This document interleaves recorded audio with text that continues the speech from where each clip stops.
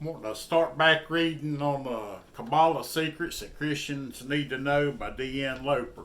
And I'm on chapter 3 now. And chapter 3 is Prophecy, Creation, and the Gods of Kabbalah. A good tree cannot bring forth evil fruit, neither can a corrupt tree bring forth good fruit. Either make the tree good and its fruit good, or else make the tree corrupt and its fruit corrupt. For the tree is known by its fruit, and that's Matthew 7:18. Isaac Luria, father of the modern Kabbalah. Chap Shapira is not the only rabbi or pastor disseminating Kabbalistic doctrines into the church today. There are many. Even the use of the title rabbi should raise an alarm, as Jesus told his followers not to be called rabbi, and that's Matthew 23:8. All things must be tested in the light of the Bible. Sadly, many Christians today are not looking past a veneer of impressive words that sound like the truth. Instead, they are placing themselves under the bewitchment of Kabbalah veiled in so-called Judaism. Based on prophecy in the Zohar, there's a very definite and planned effort to bring the entire world into the study of Kabbalah as a necessary precursor that will usher in a false Messiah. This is why the true followers of Jesus Christ must be able to recognize the basic terms in the teachings as defined by the rabbis in Kabbalah. So they planning on the Kabbalah being the one world religion under the false Messiah that's coming. And it'll be ruled, this one world religion, it'll be ruled from Jerusalem, from the third temple, where the Antichrist will make his throne. But of all the rabbis referenced in Shapira's book, none has been more influential in the history and development of Kabbalah than Isaac Luria, also known as the Ari, or the Lion. Born in Jerusalem in 1534, he was and is still known by his disciples as the master Kabbalist. His method of Kabbalah, Lurianic Kabbalah, continues to be the predominant form of Kabbalah followed by the rabbis today, as confirmed by Shapira. Rabbi Isaac Luria, who was the founding rabbi of the Pardes method, many considered him the founder of the Torah of Kabbalah. He is considered the father of contemporary Kabbalah. This brief description of Isaac Luria, from the Return of the Kosher Pig, as a founder of the mystical Pardes method and the father of the contemporary Kabbalah, lends itself to further explanation, but Shapira gives us none. Therefore, I present the following excerpt on Isaac Luria from Kabbalah Online, which publishes kosher Kabbalah from the holy city of Safed, Israel, where Luria spent the last days of his life and where he died. One of the greatest Kabbalists of all times, he founded a new school in Kabbalah, the so-called Lurianic Kabbalah, which is the basis of almost all mystical works that followed him. Undisputedly, the greatest practitioner and expounder of Kabbalah since Rabbi Shimon Bar Yochai, author of the Zohar. On numerous occasions, Elijah the prophet revealed himself and taught the Ari the mysteries of the Torah.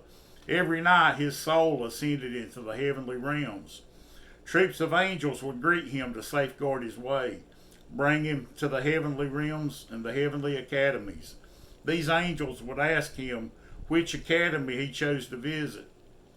Sometimes it would be that of Rabbi Shimon Bar Yochai, and other times he would visit the heavenly academies of Rabbi Akiva or Rabbi Eliezer the Great.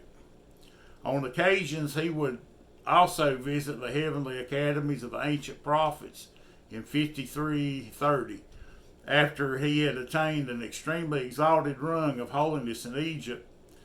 Elijah told him the time had come for him to move to Safed, a city in the Galilee in the north of Israel. Then there he would meet Rabbi Chaim Vital, the man to whom he was destined to transmit the keys to the ancient knowledge. The Ari overflowed with Torah. He was thoroughly expert in scriptures, Mishnah, Talmud, and the Mashish Merkavov. That's the esoteric disciplines. He was expert in the languages of trees, the languages of birds, and the speech of angels. He could read faces in the manner outlined in the Zohar. He could discern all that an individual had done and could see what they would do in the future. He could read people's thoughts often before the thought even entered their minds.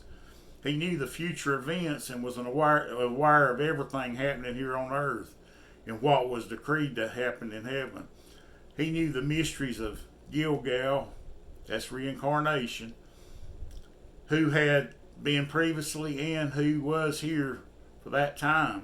He could look at a person and tell him how he was connected to higher spiritual levels in his original root in Adam. The RI could read wondrous things about people in the light of a candle or in the light or a flame of fire.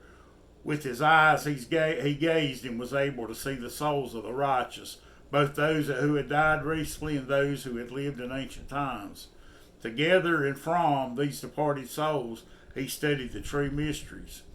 From a person's scent he was able to know all that he had done. It was as if the answers to all the mysteries lay dormant within him, waiting to be activated whenever he desired. He did not have to seclude himself to seek them out. All this we saw with our own eyes. These are not things that we have heard from others. They were wondrous things that had not been seen on earth since the time of Rabbi Shimon Bar Yochai. None of this was attained through magic, heaven forbid. There is a strong prohibition against these arts. Instead, it came automatically as a result of his saintliness and asceticism. After many years of study in both the ancient and the newer Kabbalistic texts, he then increased his piety, asceticism, purity, holiness, until he reached a level where Elijah would constantly reveal himself to him, speaking to him mouth to mouth, teaching him these secrets. From the account of Luria's wife, we can get a pretty clear idea of how a future Moshiach, Messiah of Kabbalah, might appear, complete with Elijah the false prophet as his forerunner. In this case, a familiar spirit.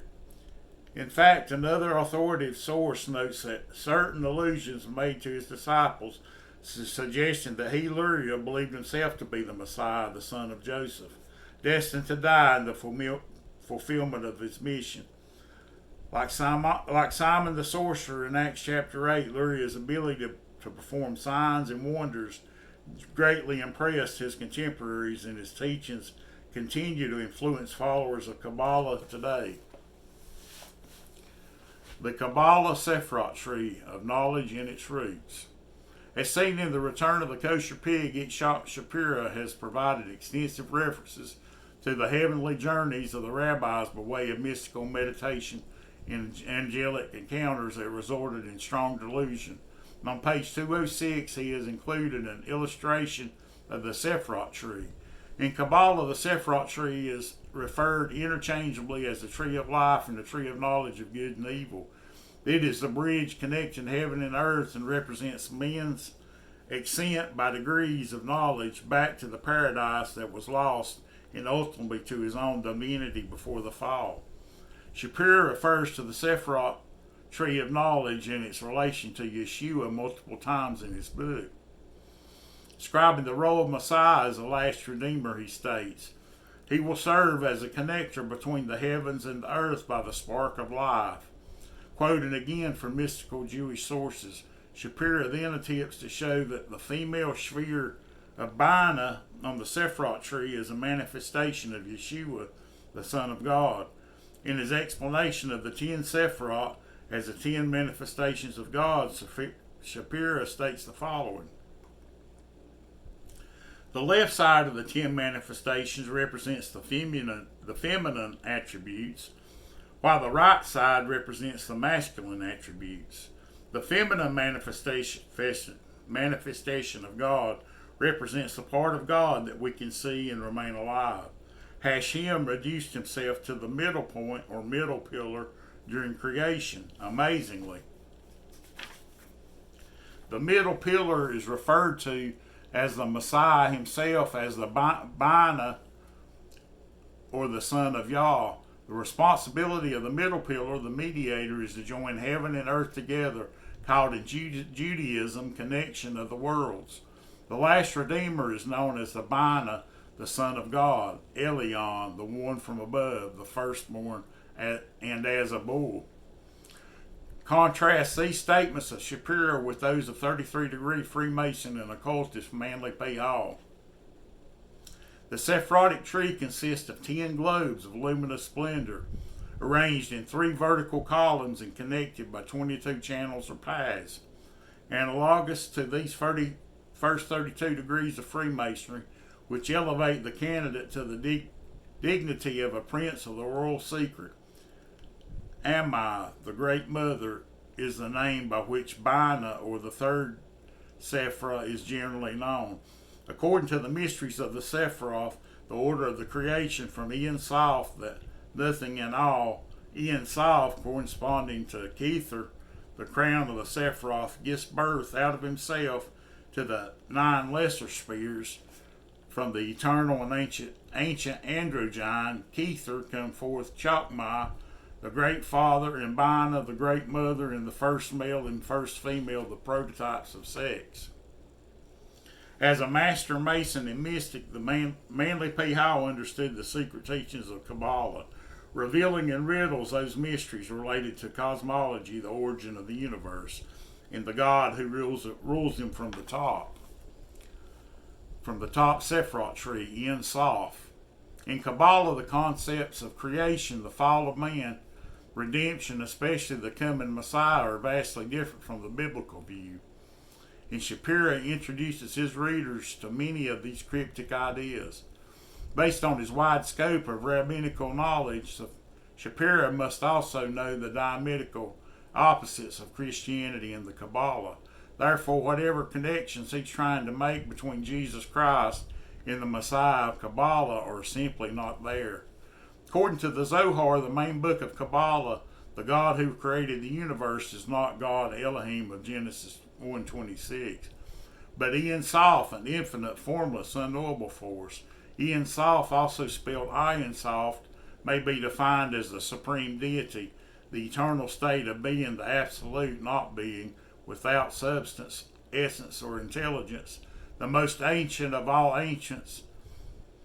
In the Genesis account of creation, Elohim is the creator, but in Kabbalistic theology, Ein Sof is the creator of Elohim. Zohar's account of Ein Sof creating Elohim.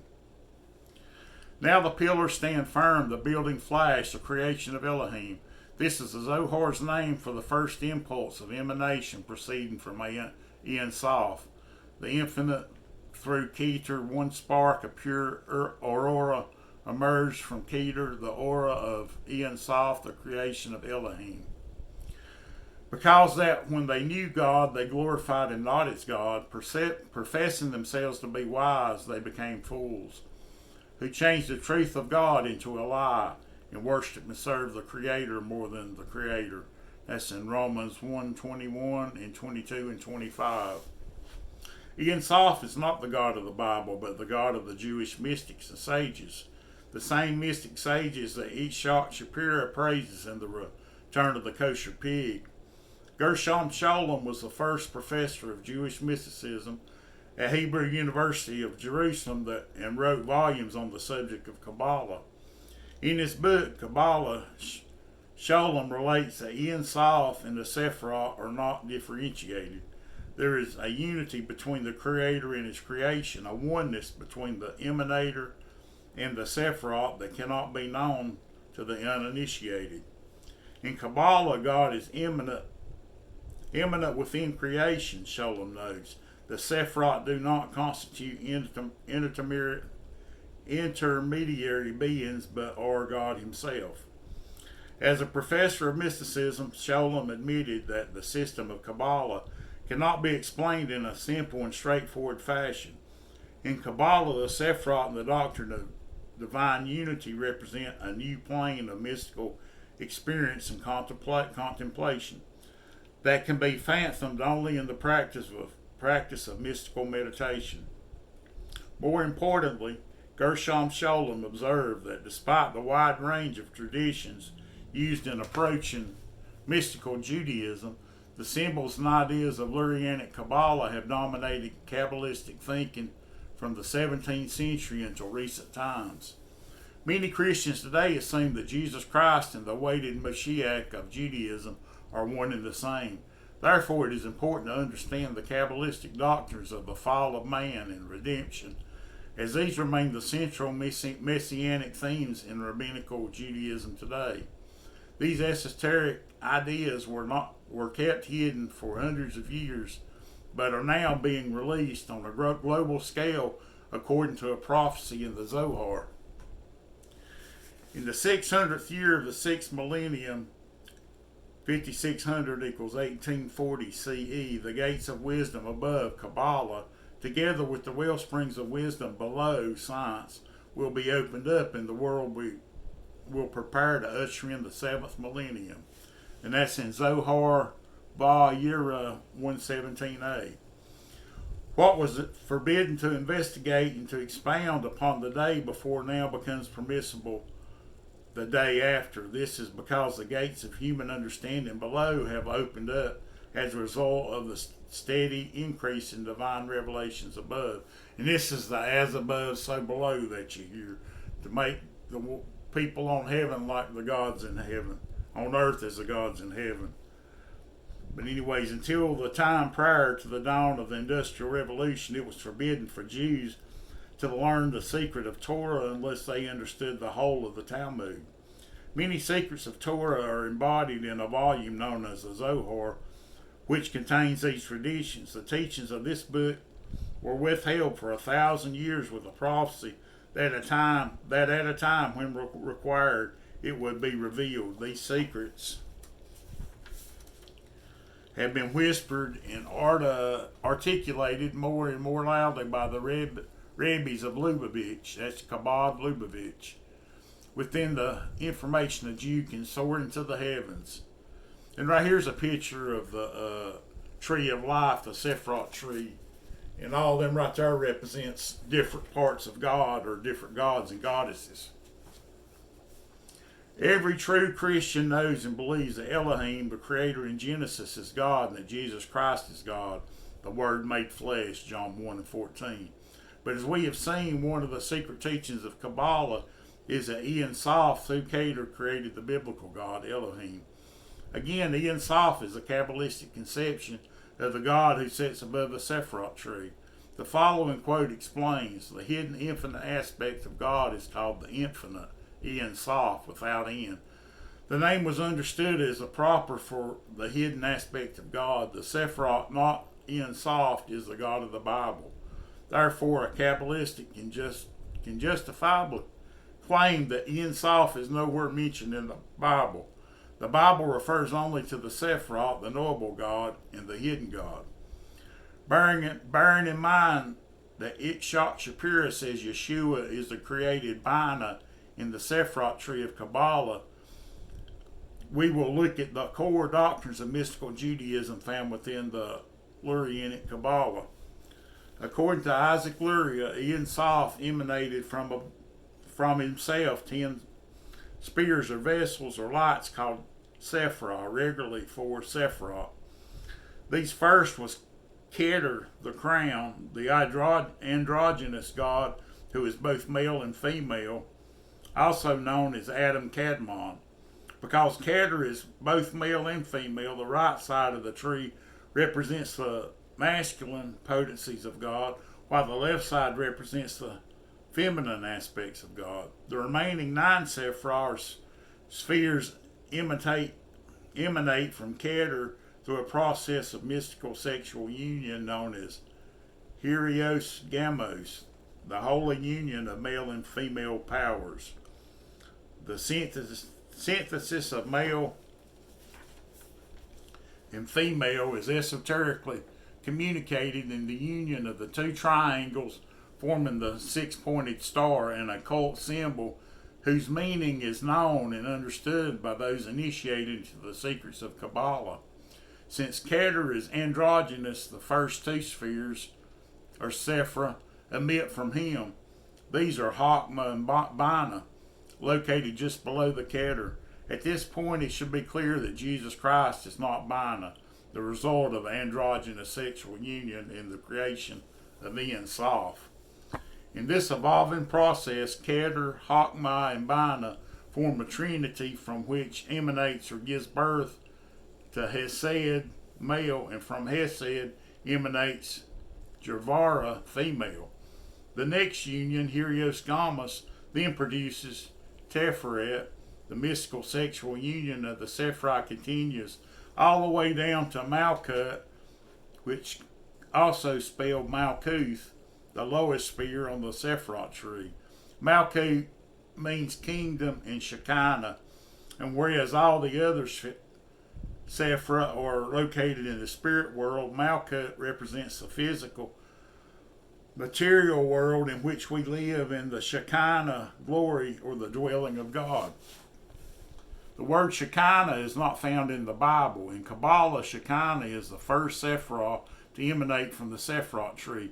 She is the female counterpart of Ein Sof in the divine presence of God in the earth. She is the daughter conceived in the sacred marriage of Helios Gamos. She is the gateway of man's ascension to knowledge, the bride and the queen of the Tefrot. She is the mother who is one with the children of Israel. But something went wrong in the cosmic drama. There was a crisis, a shattering of God's dream, in which man is now left to work and pick up the pieces. The breaking of the vessels, exile and Tikkun, the fall and redemption of gods and kings. And he, Jesus, said unto them, I beheld Satan as lightning fall from heaven. Luke 10:18. In Kabbalah, the entire process of creation through emanation is described as a divine lightning flash from Ein Sof, which zigzags through each of the 9 Sephiroth all the way down to Malkut, the kingdom of God on earth. These 9 Sephiroth are also called worlds. In his book, Kabbalah, Gershom Sholem states that the Sephiroth are also depicted as powers and crowns, since they are celestial crowns of the Holy King.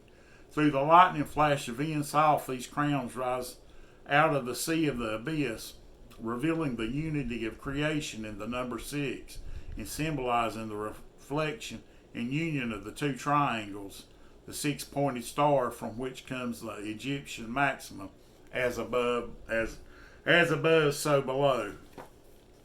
And that's the Star of David, or the Seal of Solomon.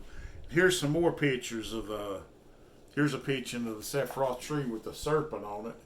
And that's the picture of the Seal of Solomon, as above, so below. He's reflecting in the reflecting pool below.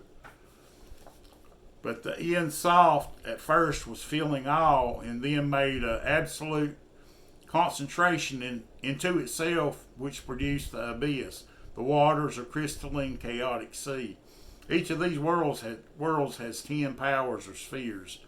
Ein Sof established his first point or dot in the divine sea. The face of God, crowned with light, rose over the vast sea and was reflected in the waters thereof. His 2 eyes were manifested, radiating with splendor, darting 2 beams of light, which crossed with those of the reflection.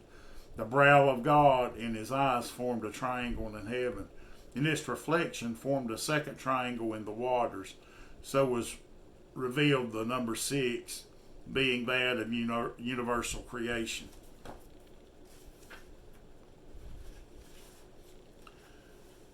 But thou art cast out of thy grave like an abominable branch, and as the raiment of those that are slain, thrust through with the sword that go down to the stones of the pit, as a carcass trodden underfoot. And that's Isaiah 14:19.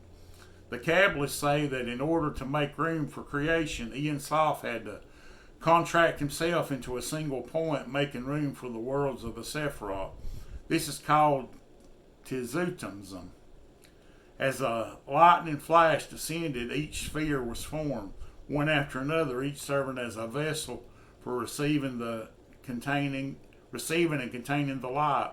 These vessels are referred to as the levashim, the garments of Ein Sof.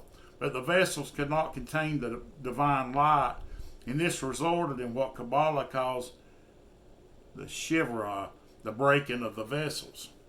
And the vessels shattered, the light dispersed and scattered in the form of sparks. Some of these sparks rose back up to their source. Others descended, becoming trapped in matter. Still others fell down into the abyss and are trapped and still there. And because God is in everything and everywhere, God himself is in the pit, waiting to be released. This is the Zohar's version of the fall. And since the time of Isaac Luria has served to explain the dysphoria, the dispersion, as a cosmic event, not only Israel, but all of humanity, the entire universe, and even God himself is in exile. Once again, Gershom Scholem, late professor of Jewish mysticism, explains. The divine light is no longer in its proper place because the vessels were broken. There is nothing that was not damaged by the break, and nothing is in the place appointed for it. Everything is either below or above, all being is in Gallup. And this is not all, into the deep abyss. There fell, as a result of the breaking of the vessels, forces of holiness, sparks of divine light. Hence there is a gala of the divine self, of the sparks of the Shekinah. These sparks of holiness are bound in fetters of steel in the depths of the shells, and yearningly aspire to rise to their source, but cannot avail to do so until they have support.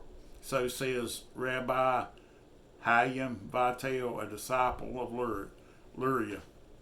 The breaking of the vessels is only the first stage in the fall of Ein Sof's creation. It is the shattering and the falling of the androgynous god of Kabbalah into the pit, bound in fetters of steel. Scholem calls this a cosmic picture of the gauntlet of the divine self. The cosmic fall is also the fall of the first Adam Kadmon. In Kabbalah, Adam Kadmon is the first emanation of creation of Ein Sof. He is Keter, the first sphere of the Sephiroth tree. He is also Elohim, the king. He is the crown of the grand man of the Zohar, which is the entire Sephiroth tree. He is not the man Adam created in the Genesis, but is the primordial man, the celestial Adam, through which all other souls have created, or are created. The spheres of the Sephiroth are not just worlds, but they are portrayed as powers and crowns. This breaking of the vessels is the fall of the ancient kings, princes, and powers. The Zohar holds the concept of two Adams, the first a divine being who stepped forth from the highest original darkness, created the second or earthly Adam in his own image. This is the grand man of the Zohar. The science of equilibrium is the key of occult science. Unbalanced forces perish in the void. So pass the kings of the elder world, the princes of the giants. They have fallen like trees without roots, and their place is found no more. And that was written by Eliphas Levi, The History of Magic. But you can see this right here is far from anything biblical at all. The Judaism is not Old Testament studying of the Torah. When they say study Torah, that's what they're studying. They're studying the Kabbalah and the Talmud and other mystical stuff. You know, they study the occult.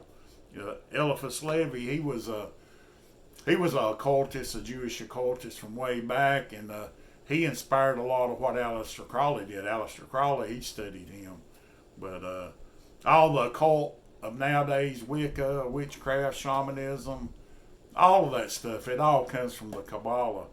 And like what is reading in the book here, they expected all to return back to the Kabbalah and install the one world religion in Jerusalem under their Messiah's rule at the new third temple. But I'll come back on. I'll try to come back on tomorrow, Lord willing, if I'm feeling like it. And I'll read chapter 4. Let me see what it is. I think it's a short chapter. It's repairing the world, the secret law of Tikkum and the tree of knowledge. And Tikkum Olam, that's the repairing of the world, where all these sparks, the container couldn't hold them, and they was spread all over the world, even down to the abyss. And they say that they got to gather all these sparks back into one, and that's repairing the world, and that's Tikkum Olam. But I'll try to be back tomorrow and read that. But thank you for watching, and click like and comment, and please share this video with other people. I want to put it in a series on my channel in a playlist. But thank you for your time, and Lord willing, I'll be back on tomorrow. And God bless you. Bye-bye.